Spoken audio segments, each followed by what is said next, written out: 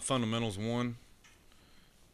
Really kind of, I don't want to really say simplification, but kind of condensing a little bit of what we're doing, um, which I think that's good for our personnel. I love this group, so they're it's just get better at football, and I throw situational football in there too. That's a big thing, but we'll get to that as the spring goes on. Curious, when you go into this, you kind of tailor your defense to your personnel. Have you thought about, is it going to be more linebacker centric, going to be more D-line centric, safety? Have you thought about how that's going to go this spring? I think it'll be a lot of the same base structure of what we've had. Again, I love the pieces there to there.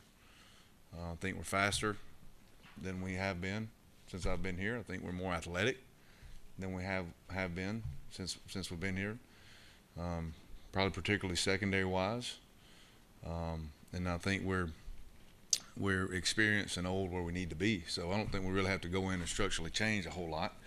I think we have the ability versus some things to be bigger, which is good.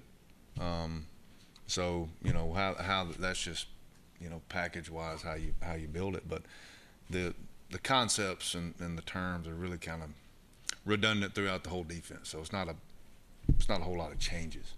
Does faster and athletic mean more aggressive?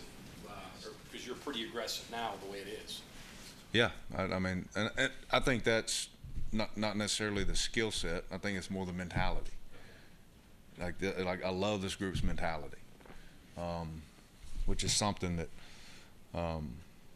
we've been aggressive about what we're doing, but just each individual that's out there, we can be more aggressive, and I think this group has that mindset. The last thing about speed is, I guess, you can recover quicker. That is obviously a big. Yeah, and I mean, and here's the thing. Like I make it a point always, especially this time of year, that this game's not designed to be perfect. It's just not. You're going to make mistakes, and nobody out there is going to make more than me. But mistakes are going to happen, and so what you need is always guys that, number one, play the right way, and two, that can have the athletic ability to erase a mistake. In which, and as a whole group in really the last 2 years, I don't know as a whole that we've had that. We've had some pieces, but I think this group as a whole can be able to do that. Jordan, it's a new offense that you'll be lining up against in the spring. As a coach and a competitor, is that something you kind of look forward to a little bit? New challenge there? And do you think it's advantageous for your guys? I mean, I think it's fundamentals. Whether to me, like everybody does a version. It's like defense. Everybody likes to say, "Hey, I'm this and that," but I think everybody does a version of the same concepts. Again, most of the time, offensively, they tailor it to their personnel. So you may see more of the same concepts with more speed versus more bigger sets, tight ends, whatever it is. I mean, again, it's the same to me, quite honestly, how I approach it in the spring, with just trying to get better at simple things. So inexperienced, or at least so many new faces at the three safety spots. Your thoughts of how you build that? Say that again, I'm sorry. So many new faces at the three safety spots. Your thoughts as you try to build that group? Well, I mean, I think the number one thing that we have the ability to do that I don't think that we've had it up front. And you guys have heard me talk about versatility and how important that is. And so that you don't get yourself, whether it's injuries, whether it's facing different offenses up front, that you don't get yourself in a pigeonholed into a certain thing. And I think that at not necessarily just the free safety position, but at other positions, I think we've kind of been that. And I don't think we have to do that with this group. So we're inexperienced. I understand that, but you also have a lot more versatility, a lot more options based on athletic ability to have guys dual train guys, move guys around, and so which is something I'm excited about. Neil sounded really excited about Lee Cova. You know, what have you seen out of him, and what kind of upside does he have? The kid's he's just one of those guys. I mean, he's ultra competitive.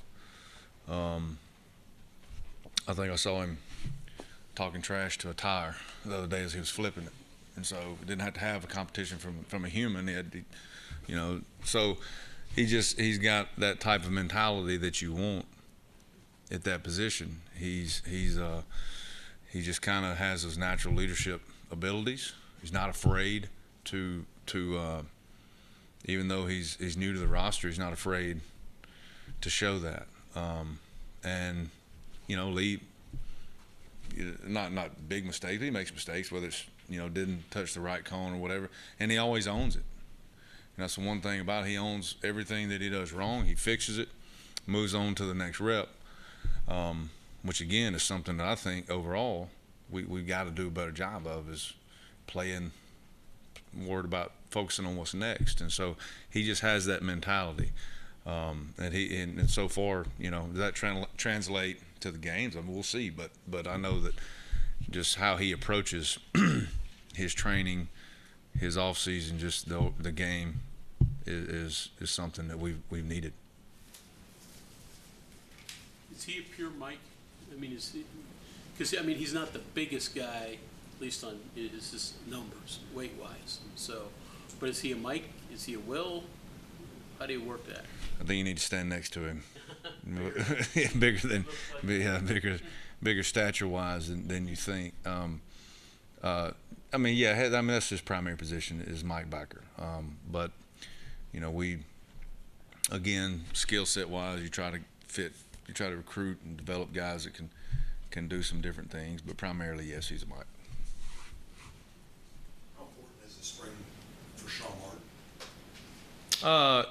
It's, I mean, extremely important for him. It's always, you know, it's his second spring, which is usually when you see a developmental guy, which Sean was, and a lot of guys are, really start to make strides at their position, and whether you're asking them to do some different things, you start to see big strides in their strength, their functional strength. So, yeah, I mean, yeah, it's huge for him, but he's done really well up to this point. With all the injuries and personnel availability problems you had last year, did that benefit you in any way in learning, hey, this guy functioned well in this different spot where we had to plug him in? Did it help give you some ideas in the way the defense might evolve? I mean, yeah, I mean, we actually went into last season trying to evolve some different things and some different packages, and those issues you're talking about didn't allow us to do that. But it also allowed us to we won 2 games with a safety at will linebacker. You know, that's not always easy to do, but it kind of showed you the flexibility that we have defensively sometimes to get some guys in position. So, you know, hopefully, again, we're going into this approaching it. We have more availability of personnel at different positions, so able to hopefully develop some different packages, a little bit more versatile, based on the situations that we weren't able to do last year. Is that more linebackers, safeties, morphing second and yeah? I mean, and you can throw corners in there. I mean, you can use we use corners at a lot of places and all over the field in different scenarios. So yeah, I mean, second, third level guys. What's it like for a coach to learn so surprisingly that his experienced leading tackler is coming back, and you start making plans with him in the middle linebacker spot, and then 5 weeks later, you know, all of a sudden he's gone. What's that like? What does that do for your planning and preparation on this? It doesn't change really anything. I approached 2022 just like I did at the end of 2021. When you know, it wasn't, then it was. And so, I mean, at the end of the day, the portal's part of life now. So we can all sit around and complain about it or just deal with it as it goes. Again, you know, I go back to the first question I got, I love this team. I love this group. They're doing a great job. You know, we go in that indoor 2 mornings a week, and there's things we have that are non-negotiable. There's things we have that we expect, and there's foundations of this program that we run it by. And this group, top to bottom, is the first one we didn't feel like they were fighting us on some of those things the first time. So, you know, I can't spend not 1 second focused on somebody that's not here, and that's okay. Like I said, that's a part of life. I focus on the guys that are here, and that's the only way we're going to get better. And so I don't approach it any different than I normally would. Jordan, those workouts, just for me looking at it, like pulling a tire doesn't seem like that's going to help you a whole lot in the spring, right? But like I imagine there's a whole lot of things that you look at from the competition and just the back and forth that you can actually take out on the field and apply like what you learned in those winter workouts. How does that work? Like what do you observe that you make a note in your head about a guy or a position, a strength or a weakness? I think the number one thing is competitive character. You know, you do those drills to see. It's easy to know how a guy will react when he loses. Yeah, I mean, or how he reacts when he wins. That's easy. How does he react when he loses? And that's okay. You know, it's okay to lose. You know, regroup, figure out what you did wrong, figure out how to win. So that's the biggest thing in all of those drills. Details. You know, if I go back to last year after watching every bit of the film from last year, and I can think of, right off the top of my head, I can think of 3 losses. They were probably 3 to 4 plays. They were the difference. Well, you look at that, and we're sitting here 9-4. That's a totally different viewpoint at the end. All right, so if you don't focus on those details and make those details important, then they're going to show up eventually. And maybe some people in college football don't have to worry about it. Well, we do. So, you know, those are the things that in those drills at that time of year, what you're trying to get out of it, that's what you're focused on. Because they're always going to show up, period.